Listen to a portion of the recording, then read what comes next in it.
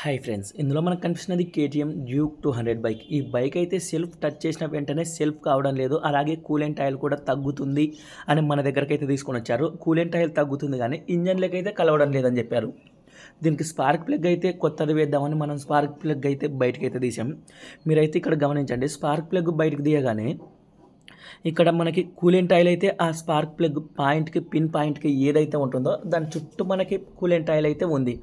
మనకి ఆటోమేటిక్గా దీని ప్రాబ్లం ఏమిటి, లాంగ్ సెల్ఫ్ ఎందుకు అవుతుంది, కూలెంట్ ఆయిల్ ఎందుకు తగ్గుతుంది, తగ్గిన ఆయిల్ ఇంజన్లోకి వెళ్ళకోకుండా ఎక్కడికి వెళ్తుంది. మామూలుగా కూలెంట్ ఆయిల్ తగ్గుతుందంటే మనకి ఇంజన్ ఆయిల్లోకి అయితే మిక్స్ అయిపోవాలి, కానీ ఇది ఇంజన్ ఆయిల్లోకి అయితే మిక్స్ అయితే ఎక్కువ అయితే కావడం లేదు. అలాగే మనకి కూలెంట్ ఆయిల్ అనేది తగ్గిపోతూ ఉంది.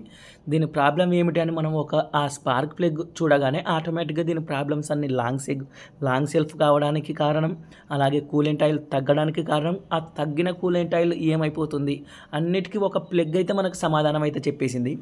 దీనికి హెడ్ గ్యాస్కెట్ అయితే పోయింది. ఆ హెడ్ గ్యాస్కెట్ పోవడం వల్ల మనకి ఆ కూలెంట్ ఆయిల్ మనకి సిలిండర్ చుట్టూ ఒక రౌండ్ అయితే ఇచ్చింటాడు.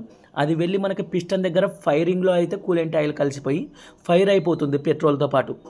అందుకని మనకి ఇది లాంగ్ సెల్ఫ్ కావడం లేదు, కూలెంట్ ఆయిల్ తగ్గుతుంది, ఇంజన్లోకి కూడా మిక్స్ కావడం లేదు. అక్కడ ఫైర్ అయిపోయి అక్కడ ఆయిల్ ఉండడం వల్ల అలాగే మనకి లాంగ్ సెల్ఫ్ కూడా అవుతుంది. అలాగే మీరు గమనించారంటే లైట్గా ఇంజన్లోకి కూడా కలిసింది, కింద ఉన్న ఆయిల్ సీల్ కూడా పోయాయి అని దీనికి ప్రాబ్లం అయితే అర్థమైంది. అంటే పోయాయంటే పోవడానికి అయితే ఉంది, మనకి ఇంజన్ ఆయిల్ ఆ కలర్లో అయితే రాదు. అలా అని ఓవర్గా అయితే కలవలేదు. మనం మొత్తం ఓపెన్ చేసి దీనికి హెడ్ గ్యాస్కెట్ అలాగే క్లచ్ కవర్ దగ్గర వచ్చిన 2 కూలెంట్ ఆయిల్ సీల్స్ కూడా చేంజ్ చేయడం అయితే జరుగుతుంది. మొత్తం మనం అయితే ఓపెన్ చేసుకుంటున్నాం. మీరైతే చూడండి, హెడ్ గ్యాస్కెట్ అన్ని నేను ఎంత కాస్ట్ పడతాయి, వీటిని ఎలా ఓపెన్ చేయాలని సింపుల్గా మీకు అర్థమయ్యేలాగా అయితే చూపిస్తాం. మొత్తం ముందుగా మనం టైమింగ్ అయితే పర్ఫెక్ట్గా అయితే చూసుకోండి. 1-2 సార్లు మనకు ఆల్రెడీ దీని టైమింగ్ తెలుసు కాబట్టి మనకైతే ఏ ప్రాబ్లం లేదు. మీకు తెలియకపోతే చెబుతూ ఉన్నా నేను. దీనికి పైన వచ్చిన ఒక బుస్ అయితే లేదు, ఆటోమేటిక్గా దీన్ని ఓపెన్ చేశారు. ఇక్కడ మన చేయి దగ్గర ఒక బుస్ అయితే ఉంది, క్యాన్ సాఫ్ట్ నేనైతే ఓపెన్ చేస్తున్నాను కదా, అటు సైడ్ అయితే బుస్ అయితే లేదు. మీరైతే చూడండి, ఫిట్ చేసేటప్పుడు మనం దాన్ని కూడా చూసుకోవాలి. మనం 2 క్యాన్ సాఫ్ట్లు అయితే బయటకు అయితే తీసాం. మార్క్ అయితే పెట్టుకోవడం అయితే జరిగింది. లెఫ్ట్కి లెఫ్ట్ ఉండాలి, రైట్కి రైట్ ఉండాలి అనే ఉద్దేశంతో మార్క్ పెట్టుకొని దాని ప్రకారమే ఫిట్టింగ్ చేయడం అయితే జరుగుతుంది. 12 సైజు బోల్టాలు అయితే దీనికైతే ఇచ్చి ఉన్నాడు. మనకి ఇటు సైడ్ వచ్చేసి 2, అటు సైడ్ 2, మధ్యలో వచ్చేసి 2 ఇచ్చాడు. మనకి బయట 8 సైజు బోల్టాలు 2 ఇచ్చాడు. ఇంజన్లో 2 బోల్టాలు, సైడ్కి 2 అయితే ఇచ్చాడు. మీకు అన్ని క్లారిటీగా అయితే చూపిస్తాం. మీరైతే ఇక్కడైతే చూడొచ్చు. మనకి ఈ 4 బోల్టాలు ఓపెన్ చేసామంటే ఆటోమేటిక్గా హెడ్ అనేది బయటకు అయితే వచ్చేస్తుంది. హెడ్ బయటికి తీసిన వెంటనే రివర్స్ అయితే చేయకండి, ఎందుకంటే మనకి సిమ్ ట్యాబ్లెట్స్ అయితే ఇందులో ఉంటాయి. మామూలు మాదిరి మనకి వాల్స్ టైట్ చేసే సిస్టమ్ అయితే ఉండదు, సిమ్ ట్యాబ్లెట్స్ ఉంటాయి కాబట్టి హెడ్ ఎలా తీసినది అలా అయితే పెట్టండి. మళ్ళీ అవి అటు ఇటు చేంజ్ అయ్యి మనకి సౌండ్ వచ్చే అవకాశం ఉంటుంది. మీరు ఇక్కడ మనం హెడ్ అయితే బయటకు అయితే తీసేసాం, ఎలా ఉన్నది అలా అయితే సైడ్కి అయితే పెట్టాం. మీరు ఇక్కడ చూసారంటే కూలెంట్ ఆయిల్ మనకి పిస్టన్ మీద కూడా వచ్చేసింది. ఇక్కడికి వచ్చి మనకి ఆ కూలెంట్ ఆయిల్ అనేది ఫైర్ అయితే అయిపోతూ ఉంది. ఇలాగే ఇంకొన్ని రోజులు నడిపింటే మనకి బైక్ కూడా బోర్కి అయితే వచ్చేది. అది ఎక్కువ రోజులు అయితే బైక్ అనేది ఆపలేదు అక్కడ కూలెంట్ ఆయిల్ని. అది ఓవర్గా రావడం వల్ల మనకి బైక్ స్టార్ట్ కాకపోవడం, ఆ ఆయిల్ అలాగే ఇక్కడ పిస్టన్ రింగ్స్కి తగిలి మనకి ఆయిల్ తగిలాలి. పిస్టన్ రింగ్స్కి ఎప్పుడైతే ఈ కూలెంట్ వాటర్ తగులుతాయో మొత్తం మనకి ఆ రింగ్స్ కూడా స్టక్ అయిపోయి బైక్ బోర్కి వచ్చే అవకాశం అయితే ఉంటుంది. మొత్తం ఎలాగో ఫిట్ చేస్తున్నామని అంత నీట్గా అయితే క్లీన్ చేసుకున్నాం. మీరైతే చూడండి, మళ్ళీ ఓపెన్ చేయం కాబట్టి నీట్గా క్లీన్ చేసుకుంటే మనకి వర్క్ అనేది పర్ఫెక్ట్గా ఉంటుంది. మొత్తం పెట్రోల్ వేసి అంత క్లీన్గా అయితే చేసుకున్నాం. మీరైతే చూడండి, ఎక్కడ కూడా మనకి ఇంతకుముందుకు పోసిన అనాబాండ్ పేస్ట్ అవన్నీ కూడా ఏవి లేకుండా నీట్గా అయితే క్లీన్ చేసుకున్నాం. పాత హెడ్ గ్యాస్కెట్ మీరైతే చూడొచ్చు, అక్కడక్కడ కలర్ పోయినట్టు ఉంది కదా, మనకి దాని నుంచే కూలెంట్ ఆయిల్ మిక్స్ అయ్యే అవకాశం అయితే ఉంటుంది. ఇదైతే హెడ్ నేను కింది వైపు నుంచి అయితే చేతులు అయితే పట్టుకునే ఉన్నా, సిమ్ ట్యాబ్లెట్స్ అయితే కిందికి పడిపోకుండా మా వాడైతే క్లీన్ చేస్తూ ఉన్నాడు. మళ్ళీ డబల్ పని ఉండకూడదనే ఉద్దేశంతో నీట్గా అయితే చేసుకుంటున్నాం. 1-2 సార్లు జాగ్రత్తగా అయితే చేసుకోండి. మనం ఎంటీ రఫ్ పేపర్ తీసుకొని నీట్గా అయితే క్లీన్ చేసుకుంటున్నాం. దీనిపైన ఎక్కడైనా కూడా మనకి కరుకుగా అంటే గుంతలు మిట్టలు అలా ఉందంటే మళ్ళీ మనం కొత్త గ్యాస్ కట్ వేసినా కూడా కలిసే అవకాశం ఉంటుంది. కాబట్టి నీట్గా అయితే క్లీన్ చేసుకున్నాం. కొత్త గ్యాస్ కట్ అయితే తీసుకున్నాం. మీరైతే చూడండి, సేమ్ ఉందా లేదా అని అయితే చెక్ చేస్తున్నాం. సేమ్ అయితే ఉంటుంది, అందులో ఎటువంటి డౌట్ లేదు. మనం బైక్ నెంబర్ అన్నీ చెప్పి అంటే బైక్ మోడల్ అన్నీ చెప్పి తీసుకుంటాం కాబట్టి పర్ఫెక్ట్గా అయితే ఉంది. 341 రూపాయి అయితే దీని ప్రైజ్ అయితే ఉంది. అలాగే ఆయిల్ సీల్స్ కూడా నేను తీసుకొచ్చుకున్నాను. మీరు కూడా దీన్ని చూసారంటే 349 రూపాయలు అయితే ఉంది. తక్కువే అని చెప్పొచ్చు మనకి ఆయిల్ సీల్ కాస్ట్. ఇదే మనం రీసెంట్గా ఈ బైక్తో పాటు ఇంకొకటి R15 కూడా ఓపెన్ చేసాం టైమింగ్ చైన్ వేయాలని. దానికి కూడా మనకి ఈ కూలెంట్ ఆయిల్ సీల్ అయితే పోయింది. అది 1300 రూపాయలు అయితే ఆ కూలెంట్ ఆయిల్ సీల్ మనకి పడింది. 1300 రూపాయలు అయితే నేనైతే ఒక్కసారిగా ఆశ్చర్యపోయా. ఒక్క ఆయిల్ సీల్ అంత కాస్ట్లీ ఉందా అని. మనకి V3 R15 బైక్ది 1300 రూపాయలు అయితే ఉంది. దాన్ని కూడా ఫుల్ వీడియో అయితే చేశాను. ఇది అయిపోయిన తర్వాత దాని వీడియో కూడా నేనైతే పోస్ట్ చేయడం అయితే జరిగింది. నీట్గా పేస్ట్ వేసుకొని మనం హెడ్ అయితే ఫిట్టింగ్ చేయడం అయితే జరిగింది. ఇంకా మీరైతే చూడొచ్చు. ఇంకా ఈ 4 బోల్టాలు అయితే మనకు ఆల్రెడీ కలర్ అయితే కలిసి ఉంటాయి. బయట ఉన్నవి బ్లాక్ అయితే అయిపోయి ఉంటాయి, లోపల ఉన్నవి క్లీన్గా అయితే ఉంటాయి. ఎక్కడొక్కడైతే వేసి నీట్గా ఫిట్టింగ్ అయితే చేస్తున్నాం. మీకు టైమింగ్ కూడా చూపిస్తాం. మనకి ఎక్కడ టైమింగ్ చిన్న ఒక మార్క్ మిస్ చేసినా కూడా ఈ పెద్ద బైక్లలో మిక్సింగ్ అనేది ఆటోమేటిక్గా స్టార్ట్ అయిపోతూ ఉంటుంది. టైమింగ్ అనేది 1-2 సార్లు పర్ఫెక్ట్గా అయితే చెక్ చేసుకోవాలి. నేను క్లారిటీగా అయితే మీకైతే చూపిస్తాను. మనం ఇక్కడ సైడ్ 2 క్యాన్ సాఫ్ట్లు అయితే ఫిట్టింగ్ అయితే చేస్తున్నాం. మనం మార్క్ అయితే పెట్టుకున్నాం. ఒక్కొక్కటి మనకి వాటి పొజిషన్ ఆపోజిట్ డైరెక్షన్లో అయితే ఉండాలి. మీరైతే చూడవచ్చు. ఇక్కడ పైన అయితే T అని మార్క్ ఉంది. మ్యాగ్నెట్లో కూడా చూసారంటే మీరు అక్కడ T దానికి పక్కనే ఒక లైన్ పర్ఫెక్ట్గా అయితే ఉంది. ఇక్కడ మీరు గమనించారంటే T అడ్డ లైన్స్ 2 మనకి ఛాంబర్తో సమానంగా ఉండాలి. T అనేది సెంటర్లో ఉండాలి. మీరైతే 2 అయితే చూడండి.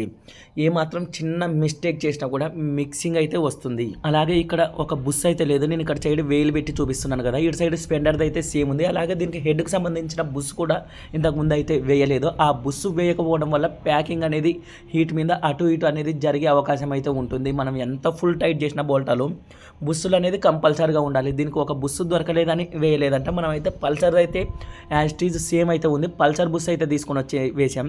ఎప్పుడైనా మీకు వెళ్ళింది అంటే బుస్సు పోయింది అంటే పల్సర్ అయితే వేయండి.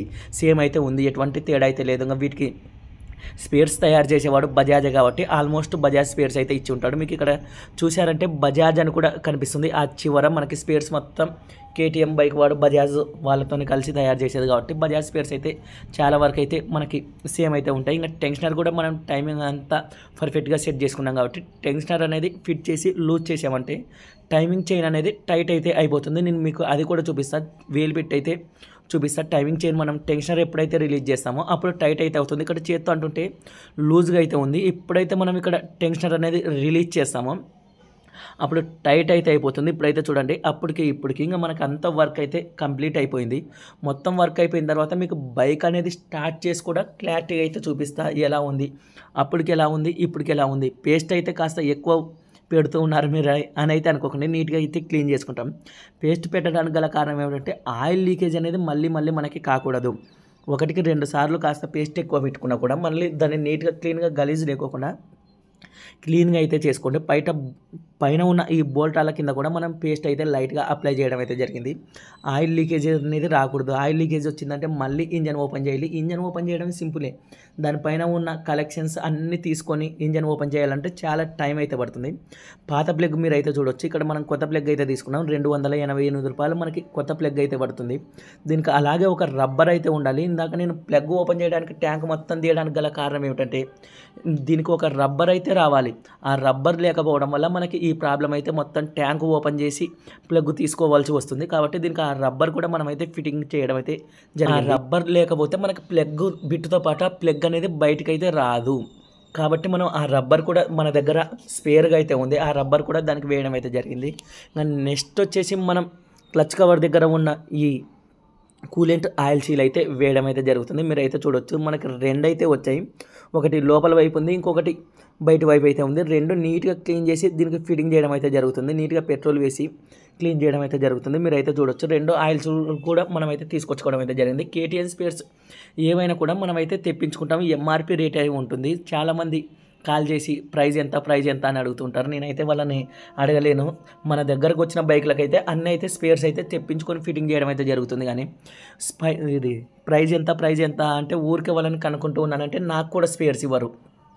KTM స్పేర్స్ అంటేనే బయటికి ఇవ్వరు. మళ్ళీ నేను ప్రతిదీ వాళ్ళని కనుక్కుంటూ వస్తూ ఉన్నానంటే తీసుకోకుండా వాళ్ళు నాకు కూడా ఇవ్వరు. కాబట్టి ఓన్లీ గ్యారేజ్కి వచ్చిన వెహికల్స్కి మాత్రం ఏదైనా కూడా నేనైతే KTM కానీ బజాజ్ వెహికల్స్లో కానీ ఏవైనా కూడా మనం అయితే తెప్పించుకోవడం అయితే జరుగుతుంది. ఎందుకంటే మనకి వాళ్ళు కాస్త అనుకూలంగా ఉన్నారు. KTM బైక్ స్పేర్స్ కానీ బజాజ్ స్పేర్స్ కానీ మనకి బాగా ఫుల్గా అనుకూలంగా ఉన్నారు. కాబట్టి ఏవైనా కూడా నేనైతే తెప్పించుకుంటా. ఓన్లీ గ్యారేజ్ దగ్గరకు వచ్చిన వెహికల్స్కి మాత్రమే. కాస్ట్ కనుక్కోవడం అటువంటివి అయితే అడగకండి. ఎందుకంటే నాకు కూడా అంత ఐడియా ఉండదు ఏ స్పేర్ ఎంత పడుతుంది అని. నేను వాళ్ళని ప్రతిసారి స్పేర్స్ కనుక్కోవడానికి అడుగుతున్నానంటే వాళ్ళు కూడా ఇబ్బంది పడతారు. మీరైతే చూడొచ్చు ఇక్కడ మనం 18 బిట్ వేసి లోపలికైతే ఫిట్టింగ్ అయితే చేస్తున్నాం. 14 వేసి కాస్త జాగ్రత్తగా అయితే చూసుకోవాలి. ప్లగ్ బిట్ కూడా మనకైతే పడుతుంది. లోపల ఉన్న స్ప్రింగ్ కానీ ఆయిల్ చిల్ కానీ నలగకుండా పర్ఫెక్ట్గా అయితే చూసుకోవాలి. మొత్తం ఫిట్టింగ్ చేసిన తర్వాత బైక్ కూడా స్టార్ట్ చేసి అయితే చూపిస్తే అప్పుడు లాంగ్ సెల్ఫ్ అవుతుంది కదా, మనకి ఇప్పుడు టచ్ చేయగానే బైక్ అయితే సెల్ఫ్ అవుతుంది. మీరైతే గమనించండి. వీడియో నచ్చితే మాత్రం కంపల్సరీగా లైక్ అయితే చేయండి ఫ్రెండ్స్.